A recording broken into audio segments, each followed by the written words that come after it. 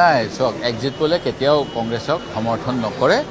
যেনেকৈ পশ্চিমবংগত তৃণমূলক নকৰে আৰু যোৱা 21 চনৰ নিৰ্বাচনতে বিজেপিক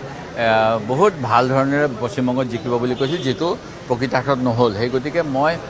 পূৰ্বৰ বিভিন্ন অনুমানৰ ভিত্তিত এক্সিট পোলবিলাকক সিমান এটা গুৰুত্ব নিদিওঁ এইবাৰো মই দিয়া নাই কিন্তু অসমৰ জনগণে যে পৰিৱৰ্তন বিচাৰিছিলে এয়া নিশ্চিত জুবিন গাৰ্গৰ কাৰণে ন্যায় বিচাৰিছিল চাহ জনজাতিয়ে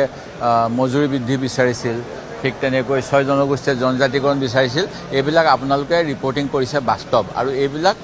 যিহেতু ইয়াতে 10 বছৰ ধৰি বিজেপি চৰকাৰ আছিল বিজেপি চৰকাৰৰ বিৰুদ্ধে ৰাজপথত অসমৰ জনগণে বিভিন্ন সময়ত মুখ্যমন্ত্ৰীয়ে মনা কৰা সত্ত্বেও প্ৰতিবাদ কৰিছিল আৰু সেই প্ৰতিবাদবিলাকেই গণতন্ত্ৰত ভোটলৈ পৰিৱৰ্তন হয় সেই গতিকে মই যথেষ্ট আশাবাদী অসমৰ ৰাইজে এইবাৰ এটা পৰিৱৰ্তনৰ সপক্ষে বঁটা বলিছিল আৰু সেই বঁটাহত তেওঁলোকে ভোট দিছিল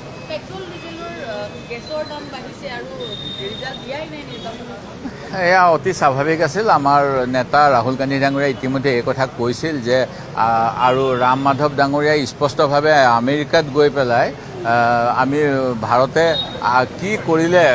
আমেৰিকা সুখী হ'ব এই কথা সুধিছিল যদিও পিছত তেওঁ সেই মন্তব্যৰ পৰা আঁতৰি আহিলে আমি মানে আমাৰ কোনো নিজৰ বিদেশ নীতি কোনো অৰ্থনৈতিক নীতি নাই এতিয়া আমি আমেৰিকান কোম্পানীৰ গোলাম হ'বলৈ গৈ আছোঁ আৰু এইখিনি হৈছে বিজেপি চৰকাৰৰ ভুল নীতিৰ বাবে সেই গতিকে গোটেই দেশতে বিজেপিৰ বিৰুদ্ধে মানুহে জনমত সৃষ্টি হ'ব আগন্তুক সময়ত এয়া নিশ্চিত